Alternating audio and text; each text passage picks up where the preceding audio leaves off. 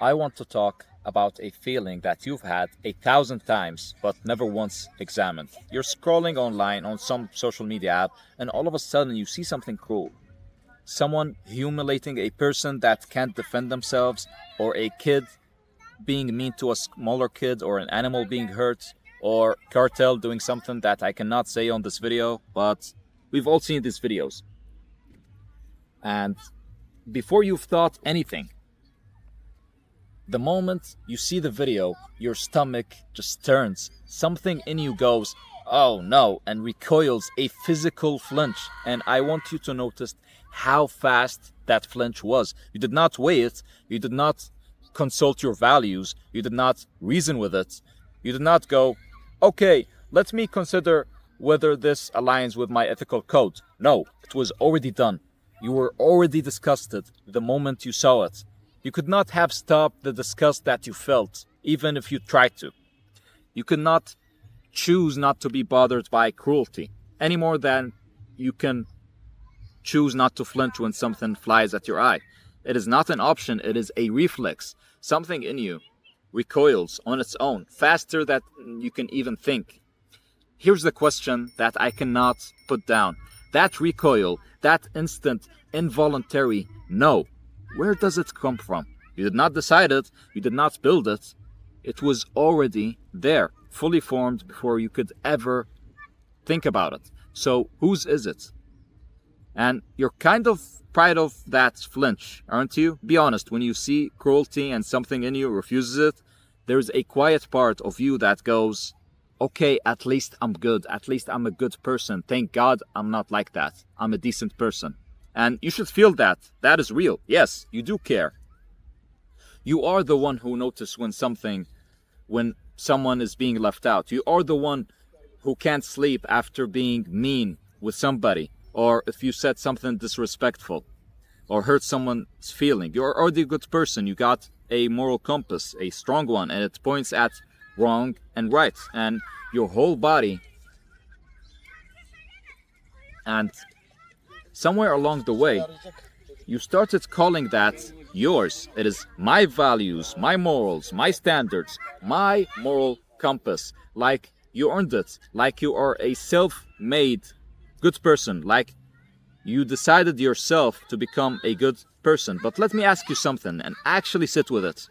That compass, the one pointing so clearly at right and wrong, when did you actually build it? Think back. Was there like a day or a moment that you sat down and decided that cruelty was wrong? Did you reason it? Did you reason it out from scratch? Did you construct your consciousness from nothing? Or installed the needle yourself? No, there wasn't. You just woke up and you just had morals. And it was already pointing at right and wrong. Even a child feels this thing called unfairness before they can even spell it. So, if we're being honest, you did not install the compass, you just found it, already pointing.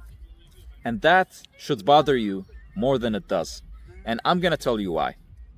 Because if you built the thing you're so proud of, if it was already inside of you, pointing true before you could think, then, because if you did not build the thing you're so proud of, your moral compass, if it was already in you, pointing true before you could think, then it was put there by someone who knew which way was true.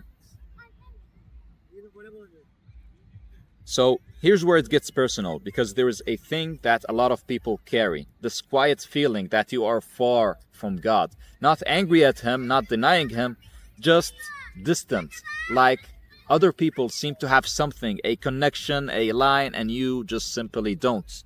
They talk about feeling Him and hearing Him and being guided and all of these miraculous things, and you nod along, but inside of you, you're thinking, well, I never had that. I don't get signs, I don't hear anything, I don't have such a connection with God.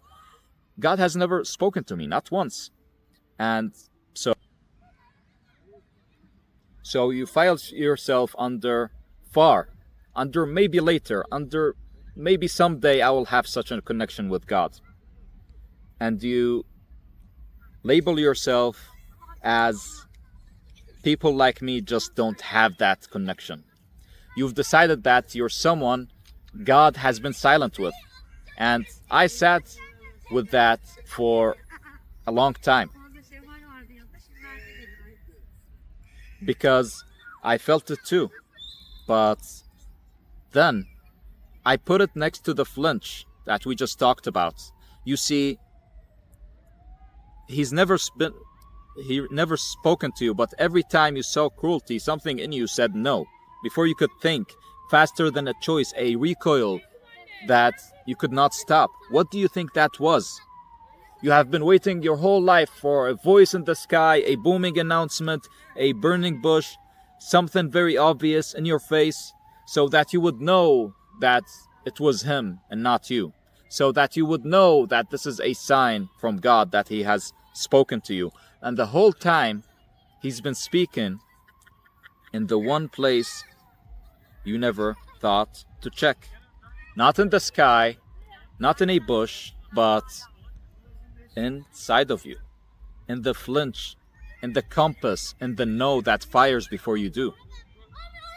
You called it your conscience, you called it your morals, your standards, you called it yours. What if it was never a sky that you should have been listening to? What if it is the thing in your chest? What if it is the way that's God been speaking to you? That's been what if it's a voice in your chest that's been saying,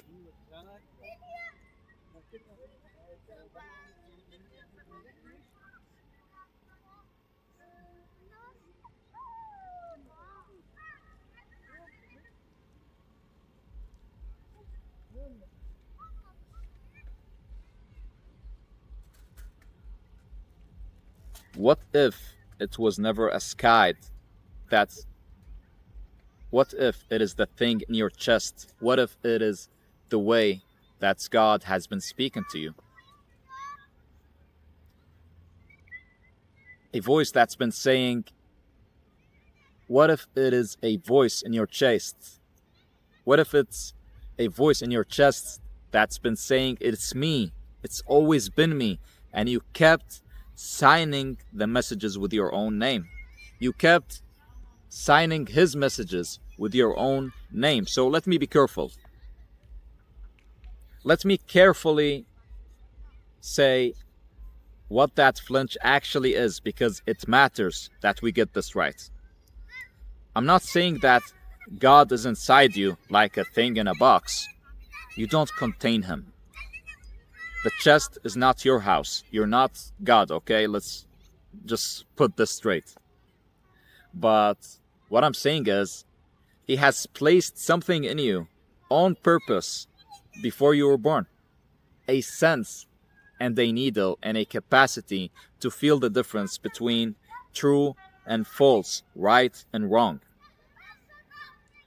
And then he keeps it pointing every day and he sustains it. So the flinch, the consciousness, is not literally God. The flinch is God's fingerprint, a sign that he left inside of the way you could know a craftsman by his work without the craftsman being inside the work. The way you could know a painter by his work without the painter being inside the painting. Here's what that means, and I need you to actually hear it. Previously, you've said to yourself that you were far from him. You said that he has never spoken to you, not even once. And the truth is, he has been speaking to you every single day of your life. Every time something was wrong and you knew it, that was him telling you that something is wrong. Every time your stomach turned at cruelty and you refused to accept it and you got angry at it, that was the line, live, open, and his. Every flinch, every no, every that's not right, that's not fair, Your sense of justice, that was not you having a good character. That was you receiving him and calling it yourself. You were never far from him. You have been in contact since before you could speak, since before you knew whose voice it was. Do you understand what this means for you right now? It means the connection you thought you were missing, the line you thought other people had and you didn't. You already have it. You've always have it. It's been on this whole time. You don't have to go find God somewhere. You don't have to earn the signal or wait for the sky to open or become someone holy enough to finally be worthy enough of hearing him.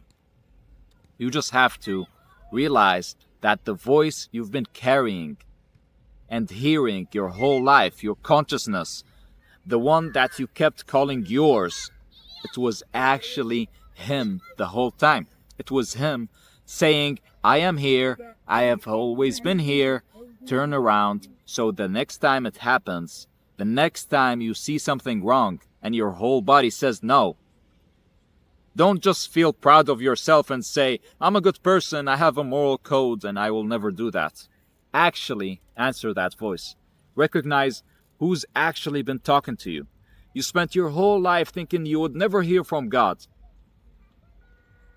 You have never gone a single day without hearing from him. You just learned his name too late to recognize the voice. Too late to recognize the voice.